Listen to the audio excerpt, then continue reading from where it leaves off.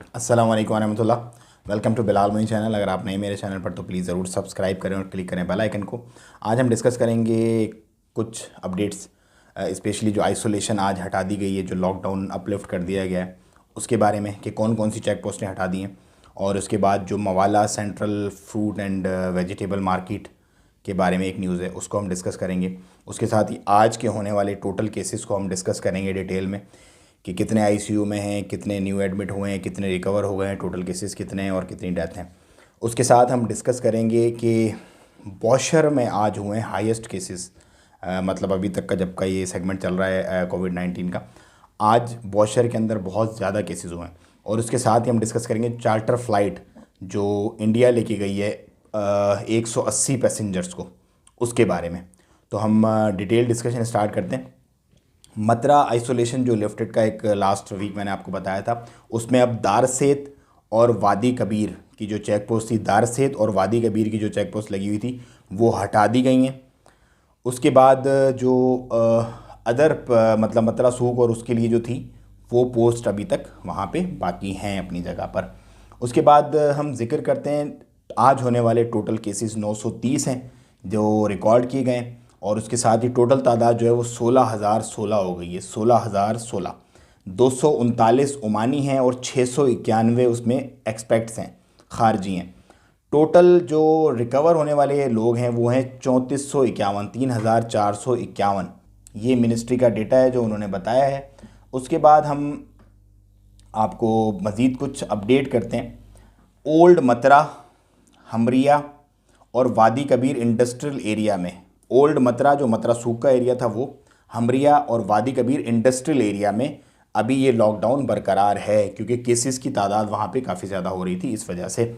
उसके बाद हम डिस्कस करते हैं थोड़ा सा जो फ्रूट एंड वेजिटेबल मार्केट है मवाला की, उसके बारे में।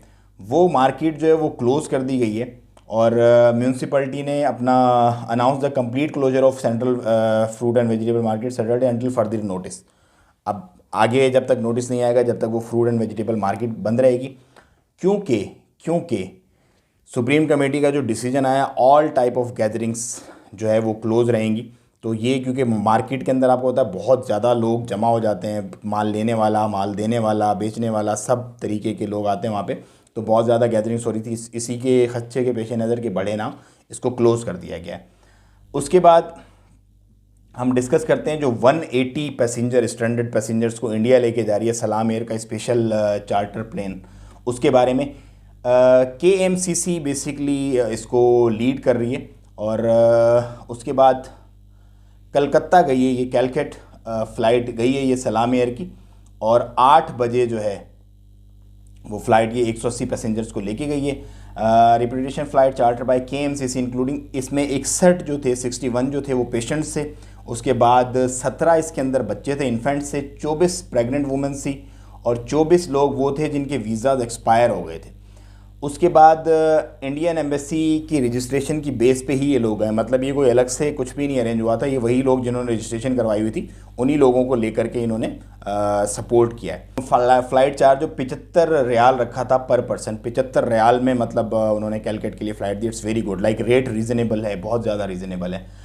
एक 8 बजे फ़्लाइट गई है और एक 10 बजे फ़्लाइट गई है। आज दोनों फ़्लाइटें आज ही गई हैं और KMCC के ताउन से एक चार्टर फ़्लाइट सलाम एयर लेके गई है और एक इंडिगो लेके गई है इंडिया, मतलब जो 180 और 180 दोनों में 360 पैसेंजर्स टोटल जो हैं वो आज इंडिया की रिप्रेट हुए हैं। चले मैं आपसे लेता हूँ इजाज़त और फिर होगी मुलाकात इंशाअल्लाह अज़्ज़ा वजल। अस्सलाम वालेकुम रहमतुल्लाह।